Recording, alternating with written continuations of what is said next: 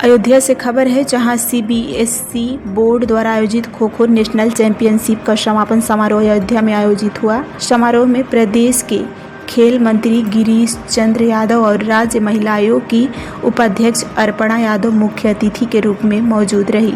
खेल मंत्री गिरीश चंद्र यादव ने खिलाड़ियों को संबोधित करते हुए कहा कि निरंतर अभ्यास से खिलाड़ी कॉमनवेल्थ, एशियन गेम और ओलंपिक में बेहतर प्रदर्शन कर सकते हैं। उन्होंने कहा कि सरकार 2036 ओलंपिक की तैयारी कर रही है ताकि भारतीय खिलाड़ी अंतर्राष्ट्रीय स्तर पर देश का नाम रोशन कर सके। अर्पणा यादव ने बरेली मामले पर कहा कि उत्तर प्रदेश सरकार किसी भी तरह की अराजकता बर्दाश्त नहीं करेगी। उन्होंने स्पष्ट किया कि हर नागरिक को अपने धर्म का पालन करने की पूरी स्वतंत्रता है, लेकिन यदि धर्म के नाम पर अशांति व अपराध फैलाने की कोशिश हुई तो अपराध मानकर सख्त कार्रवाई होगी। समापन समारोह में खिलाड़ियों को सम्मानित किया गया, उनकी प्रतिभा की सराहना की गई। इस अवसर पर खेल मंत्री और अर्पणा यादव ने खिलाड़ियों को प्रेरित करते हुए कहा कि अपने खेल के प्रति समर्पित रहें और देश का नाम रोशन करें। आयोग ने तो कुछ भी इसके लिए नहीं किया है, क्योंकि ये धर्म से जुड़ा हुआ है पहली बात तो, परंतु हमारी सरकार है उत्तर प्रदेश की, आपने देखा ही है कि किसी तरीके की अराजकता बर्दाश्त हम नहीं करेंगे। आदरणीय प्रधानमंत्री जी ने बहुत साफ शब्दों में कह रखा है, कई सारे अपने विभिन्न विचार जब उन्होंने रखे हैं कि धर्म की स्वतंत्रता हर व्यक्ति को है, हर व्यक्ति स्वच्छंद है, स्वतंत्र है अपने धर्म को निर्वाह करने के लिए, परंतु अगर धर्म के नाम पर किसी प्रकार की अराजकता फैलाएंगे तो उसे उसी तरह से डील किया जाता है जैसे कि एक क्राइम को डील किया जाएगा। बिल्कुल देखिए, कोई भी व्यक्ति अगर इस तरीके का धर्म के नाम पर इस तरीके की अराजकता फैलाने की कोशिश करेगा या उसके तहत जो है किसी प्रकार का द्वंद्व या फिर जो है ऐसा काम करे कि जिससे समाज में जो है एक तरीके का बिराव पैदा हो, तो उसको फिर वैसे ही डील किया जाएगा। ठीक किया गया, उत्तर प्रदेश सरकार ने अच्छा निर्णय लिया। देखिए, बरेली की घटना जो है, सभी लोग जो धर्म के अनुयायी हैं उनको मानने की और उनके अनुसार पूजा पाठ करने की वो है, अनुमति भी है, सब लोग करते भी हैं, स्वतंत्रता भी है। लेकिन कि धर्म के आड़ में कोई अराजकता फैलाने की कोशिश करेगा, माहौल खराब करने की कोशिश करेगा, वातावरण बिगाड़ने की कोशिश करेगा, तो योगी की सरकार जीरो टॉलरेंस के ऊपर काम करती है। हम उस पर सख्त एक्शन लेकर कार्रवाई नियमित रूप से अगर लगे रहे उनके प्रधानमंत्री जी के आह्वान पर, तो आने वाले दिनों में जो ओलंपिक होगा, पैरा ओलंपिक होगा या एशियन गेम होगा, कॉमनवेल्थ होगा, विश्व चैंपियन होगा, चाहे नेशनल प्रतियोगिताएं होंगी, उस सब में हमारे देश के खिलाड़ी अच्छा प्रदर्शन करेंगे, मेडल जीत के लाएंगे, ऐसी हम लोगों को उम्मीद है। और 2036 में होने वाले ओलंपिक की हम लोग तैयारी कर रहे हैं। हमारे युवा खिलाड़ियों को उससे प्रेरणा भी मिलेगी और उसमें भी हमारे देश का अच्छा प्रदर्शन हो, ऐसा हम लोग प्रयास करें। अयोध्या के पशु चिकित्सक की हालत चिंताजनक बनी हुई है, जहां बिजली और पानी की भारी किल्लत के बीच स्टाफ पशुओं का इलाज करने को मजबूर हैं। फार्मासिस्ट आरपी सिंह के अनुसार पानी की टंकी से कभी कभार ही पानी आता है और विद्युत कनेक्शन पूरी तरह से नदारद है। इस गंभीर समस्या के बावजूद आज कोई अधिकारी या महापौर मौके पर समस्या देखने नहीं आया। चिकित्सालय में हैंडपंप की सख्त आवश्यकता है ताकि पानी की समस्या को राहत मिल सके। परिसर में बिजली कनेक्शन, पानी की नियमित आपूर्ति और प्रशासन निगरानी जैसी बुनियादी सुविधाओं की कमी पशुओं के इलाज में बाधा बन रही है। स्टाफ ने मांग किया कि प्रशासन तत्काल हस्तक्षेप कर समस्याओं का समाधान करे ताकि पशुओं को बेहतर स्वास्थ्य सेवाएं मिल सके और चिकित्सा की कार्य प्रणाली सुचारू रूप से चल सके। पशु चिकित्सालय अयोध्या है, यहाँ जानवरों की दवा मिलती है। कनेक्शन नहीं है भैया लाइट की, जानवर की कीड़े की दवाई सब इंजेक्शन उपलब्ध है, सब उपलब्ध है, खाली यहाँ लाइट की व्यवस्था नहीं है, पानी की व्यवस्था नहीं है, से ऊपर हो गया नहीं है, तो लगे हुए हैं पंखा नहीं, सबमर्सिबल भी लगा है ऊपर, लेकिन टोटी का पानी है, कभी आओ कभी नहीं आएगा, कोई नल नहीं है, यही है दिक्कत। अब 4 साल से ऊपर हो गया, कनेक्शन नहीं लगा। मंगाओ पड़ा था डब्बा से, खरीदना पड़ता है, बाटल खरीदना पड़ता है, कोई सुनवाई नहीं, कहीं सुनवाई नहीं, आपने कई बार हो चुका, नहीं कोई सुनवाई है। अब करने की बात है, हम अगर कुछ करते हैं तो हमारे ऊपर कार्रवाई हो जाएगी। सीधी बात यह है ना। लेकिन अभी तो हमारी मजबूरी है, मेरी मजबूरी है कि मैं बैठ रहा हूँ। जब सर्विस कर रहा हूँ, बाहर बैठेंगे तो कहेंगे लोग बाहर बैठे हुए हो। अगर यहाँ नहीं बैठे रहेंगे तो हमारी दिक्कत नहीं होगी। तो मजबूरी है, बैठ रहे हैं ना, क्या दिक्कत है। पहली बात तो यहाँ से अयोध्या जाओ दवाई करे तो भी नहीं छोड़ के जा सकते हो आप, क्या करेंगे, बहुत समस्या है ना। अच्छा, यहाँ स्टाफ 4 का है, लेकिन मौजूदे में 3, मौजूद संख्या 3 है, 2 जेंट्स 1 महिला। जैसे उनकी नजर नहीं क्यों नहीं है? महापौर विधायक कोई नहीं है, कोई नहीं है। आप लोगों की तरह कई लोग आए, ले गए, लेकिन ठंडे बस्ते में रह गए। क्या करेंगे इसके लिए हम? क्या नाम है आपका? हमारा नाम तो आरपी सिंह, डॉक्टर फार्मासिस्ट हैं। शहीद भगत सिंह की जयंती के अवसर पर आज हटा में चलो जेल भरो आंदोलन का अभियान किया गया। यह आंदोलन देवकी की रिहाई की मांग को लेकर रखा गया। इसमें बड़ी संख्या में स्थानीय नागरिक, सामाजिक कार्यकर्ता और युवाओं ने भाग लिया। आंदोलन की शुरुआत गौरी शंकर मंदिर के पास हुई, जहां उपस्थित लोगों ने सबसे पहले भगत सिंह की तस्वीर पर माल्यार्पण कर उन्हें श्रद्धांजलि अर्पित की। इसके बाद मंच से वक्ताओं ने अपनी अपनी बातें करते हुए सरकार और प्रशासन पर जमकर निशाना साधा। आक्रोशित भीड़ ने स्थानीय विधायक के खिलाफ नारेबाजी शुरू कर दी और रैली निकालते हुए अंबेडकर चौराहा पहुंची, जहां भीमराव डॉक्टर अंबेडकर की प्रतिमा पर श्रद्धासुमन अर्पित किए गए। रैली के बाद प्रदर्शनकारी हटा थाने पहुंचे और प्रदर्शन किया, जहां आंदोलनकारियों ने तहसीलदार को हटाने की मांग के साथ साथ देवकी की तत्काल रिहाई की मांग की। कुछ प्रदर्शनकारियों ने गिरफ्तारी देने की इच्छा जताते हुए कहा कि यदि न्याय नहीं मिला तो हम सभी को जेल में डाल दिया जाए।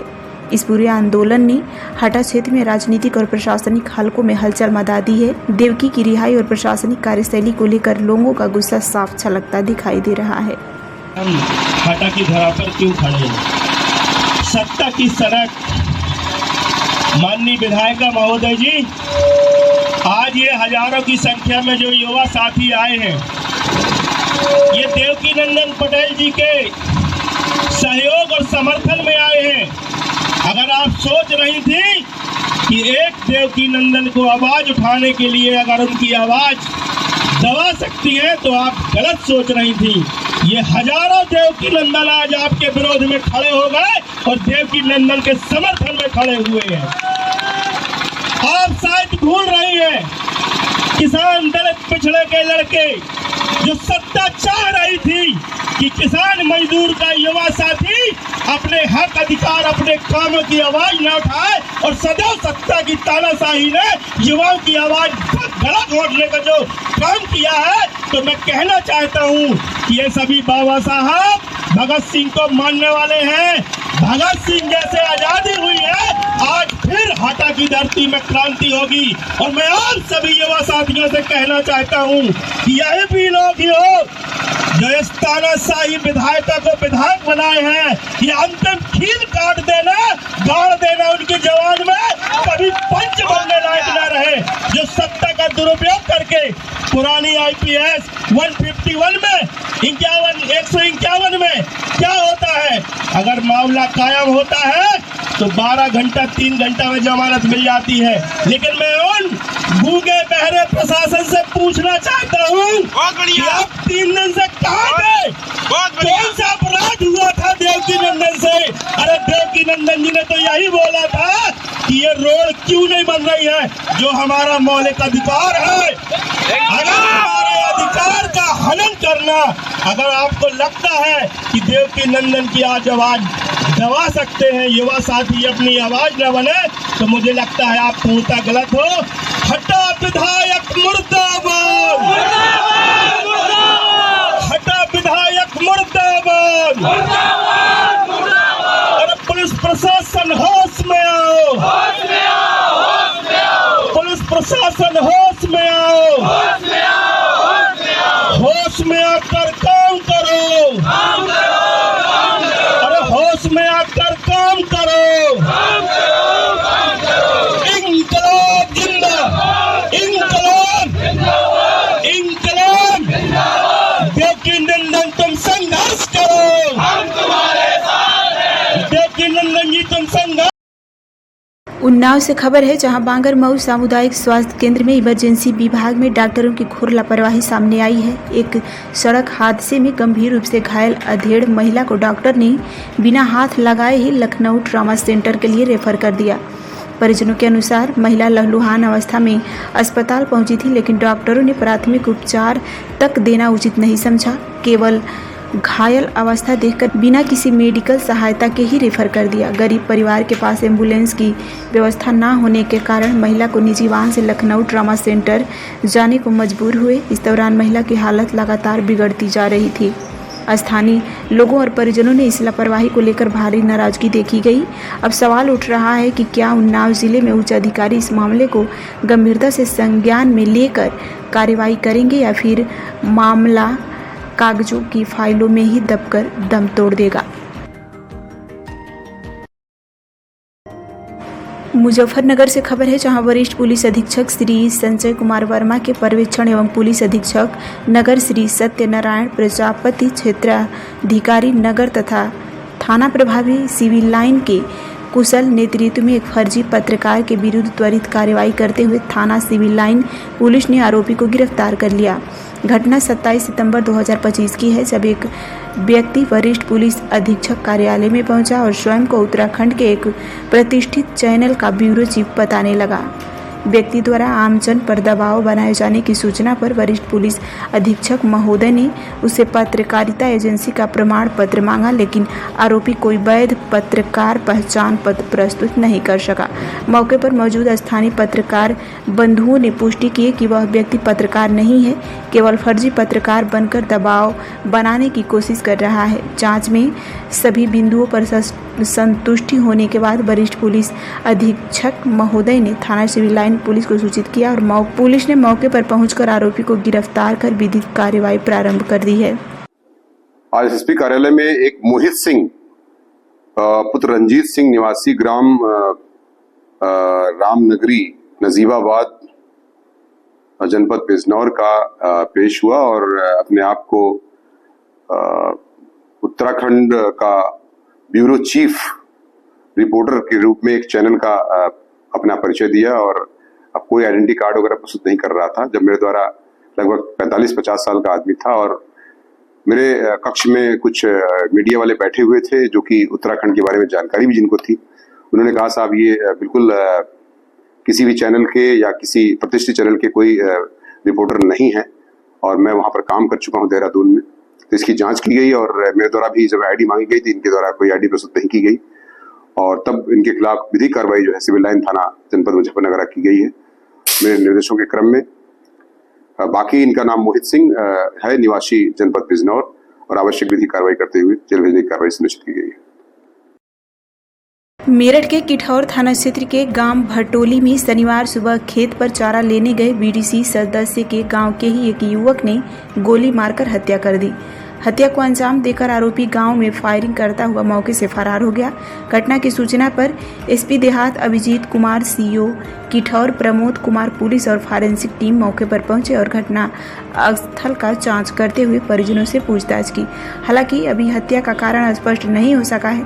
जानकारी के अनुसार थाना किठौर के गांव भटोली निवासी 32 वर्षीय प्रमोद भड़ाना पुत्र धूम सिंह शनिवार की सुबह खेत पर चारा लेने गए थे। इसी दौरान बाइक सवार एक बदमाश ने प्रमोद भड़ाना पर ताबड़तोड़ फायरिंग कर दी। गोली लगने से प्रमोद लहूलुहान हो गए। गंभीर अवस्था में प्रमोद को मेरठ के एक निजी अस्पताल ले जाया गया, जहां प्रमोद को डॉक्टरों ने मृत घोषित कर दिया। वहीं घटना के बाद आरोपी गांव में प्रधान के आवास पर फायरिंग करता हुआ मौके से फरार हो गया। वहीं घटना की सूचना मिलते ही एसपी देहात अभिजीत कुमार, सीओ किठौर प्रमोद कुमार, थाना प्रभारी ब्रिजेश पांडे, पुलिस फोर्स और मौके पर फॉरेंसिक टीम पहुंची और घटना स्थल का बारीकी से निरीक्षण करते हुए परिजनों से पूछताछ की। वहीं प्रमोद की मौत के बाद परिजनों का रो रो कर बुरा हाल है। बताया जा रहा है कि हत्या की वारदात को अंजाम गांव के ही रहने वाले रॉबिन नामक युवक ने की है। रामपाल सिंह। क्या हुआ था घटना? हमने गोली चलती देखी, उसने गोली मारी, फिर मौज गए। अच्छा। वो गिर गया। हमने अपनी बुग्गी थाम के वो संभाला। किस टाइम के मामला है? 7:30 के करीब ऐसी है। अच्छा, कितनी गोली मारी उसको? 3-4 मारी उसने। अच्छा, अब हम किसी पशु के लिए भी लगी गोली? पशु के भी लगी? पशु के भी लगी है गोली टांग में। आप कहाँ थे है जब गोली चली है? यहाँ लगी है तो आप कहाँ थे? अपनी बुग्गी पे, पीछे ही हमारी बुग्गी। अच्छा, आप तो 1-2 महीना कहीं रहा था। उसके बाद क्या, कौन था वो मारने वाला? मेरे से नाम भी याद ना उसका, रॉबिन नाम था उसका। बच्चे की हत्या हुई है, कहाँ की ये घटना है और क्या हत्या का कारण रहा? देखिए, थाना क्षेत्र किठौर में आज दिनांक 27 सितंबर 2025 को सुबह लगभग 7-8 बजे फायरिंग की सूचना प्राप्त हुई, जिससे तत्काल थाने की पुलिस मौके पर पहुंची। इसमें पता चला कि एक पक्ष जिसका नाम प्रमोद बड़ाना है वो घायल हुआ है। तत्काल उसको इलाज हेतु मेडिकल अस्पताल में भर्ती कराया गया, जहां पर उसकी मृत्यु हो गई है। इसमें तहरीर प्राप्त कर मुकदमा दर्ज किया जा रहा है। वह 3 टीमों का गठन किया गया है अभियुक्त की धरपकड़ के लिए और अग्रिम विधिक कार्रवाई की जा रही है। सर, क्या रीजन रहा हत्या का?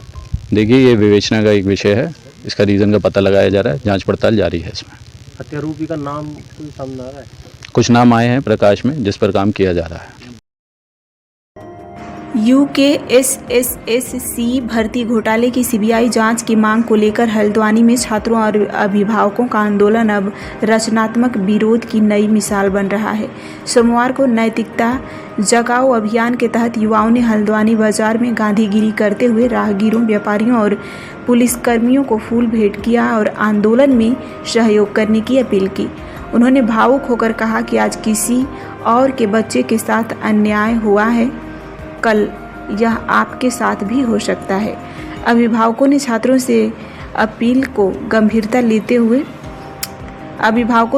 की अपील को गंभीरता से लेते हुए घटनास्थल पहुंचकर समर्थन जताया। वहीं उत्तराखंड स्वाभिमान मोर्चा के प्रदेश उपाध्यक्ष भूपेंद्र कोरंगा का भी अनशन जारी रहा। उत्तराखंड युवा एकता मंच के संयोजक पीयूष जोशी ने सरकार पर कटाक्ष करते हुए कहा कि सरकार अंधी और बहरी बनी हुई है, जैसे भैंस के आगे बीन बजा रहे हों। इसी प्रतीक को सजीव करने के लिए मंगलवार को धरना स्थल बुद्ध पार्क में एक असली भैंस लाकर उसके सामने छात्र छात्राएं बीन बजाएंगे, ताकि सरकार की उदासीनता को प्रतीकात्मक रूप में दिखाया जा सके।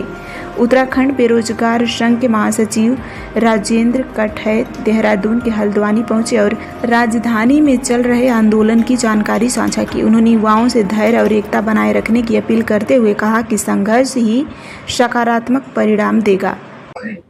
देखिए, ये मांग सिर्फ हमारे नहीं, पूरे प्रदेश के लाखों युवाओं की है।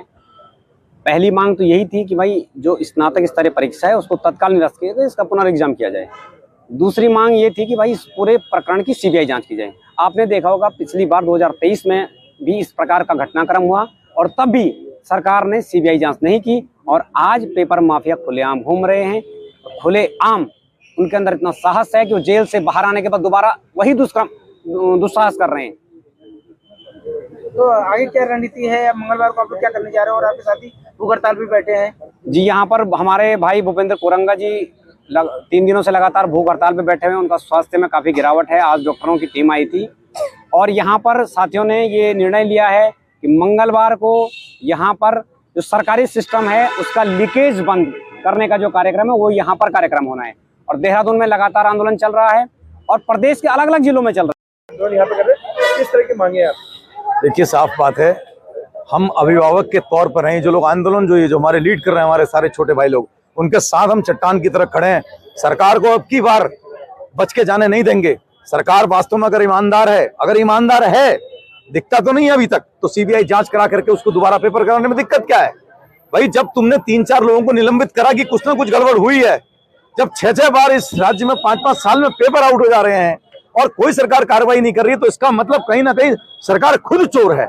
सरकार को चाहिए कि सीबीआई जांच करा करके दोबारा पेपर करा ले, कोई दिक्कत नहीं, सब उठ जाएंगे, सब खुशी हो जाएंगे। अगर पारदर्शिता नहीं बदलोगे तो ये मत सोच लेना कि इस देश में लोकतंत्र का गला या यूथ का गला तुम बार बार जैसे और आंदोलन का असर हुआ, इस आंदोलन का असर ऐसा हम नहीं होने देंगे। अभिभावक के तौर पर जिंदगी भर हमने आंदोलन करे, बच्चों के साथ खड़े हैं। आने वाले दिनों में हम सब लोगों को इसमें शामिल करवाएंगे, देख लीजिएगा। आज निवेदन है, हम सब निवेदित कर रहे हैं, नंगे पांव जा रहे हैं, प्रतिकार कर रहे हैं सरकार का, और आम जन के पास हम फूल लेकर के जा रहे हैं कि आप हमारे बच्चों का इनका सहयोग कीजिए, इन पीड़ितों का सहयोग करिए। नंगे पांव हम सब लोग इसी चौराहे में घूम करके सबको एक एक फूल बांटेंगे। अब इस बात को हमने देखा तो 25,000 का जो इनका दावा था, तो हमने जो देखा सरकार का दावा था कि 25,000 हमने सरकारी नौकरियां दी हैं और 41,000 सरकारी नौकरियों की वैकेंसी निकाली है। जब इसको हमने देखा तो हमने ये पाया कि सरकार ने अभी तक 8,995 नौकरियां अभी तक कुल निकाली हैं, जिसमें टेम्प्रेरी जो पद हैं 6,220 हैं और गेस्ट टीचर के 2,300 पद हैं, 950 सीआरपी बीआरपी के हैं और 3,000 चतुर्थ श्रेणी के पद हैं। और जो पक्की नौकरियां हैं जिन पे सरकार दावा कर रही है वो केवल और केवल 2,745 हैं। अब इनको अगर हम श्रेणीवार देखें तो जो हमने इसको श्रेणी वाइज जब डिवाइड किया तो ऑडिमेट्री टेक्नीशियन की 2 पद हैं, सीसीएसडी टेक्नीशियन की 63 पद है, डेंटल टेक्नीशियन के 16 हैं। ऐसे करके हमने पूरे अभी तक के जितने एग्जाम्स हुए उनमें देखा तो हमें ये पाया कि 2,445 पद है, जिसका 10 गुना दिखाया जा रहा है कि 25,000 भर्तियाँ राज्य सरकार ने की है जो देने जा रहे हैं। देखिए अभी इसके बाद हम लोगों का सीधा एक कार्यक्रम है नैतिकता जगाओ का, कि लोगों के अंदर और पुलिस वालों के भीतर जो नैतिकता का ह्रास हो चुका है, और इस आंदोलन में आने के लिए हम लोग अपील करेंगे उन्हें एक पुष्प गुच्छ भेंट करके, और उनसे निवेदन करेंगे कि युवाओं का जो ये आंदोलन है उसमें ज़्यादा से ज़्यादा संख्या में जुड़े।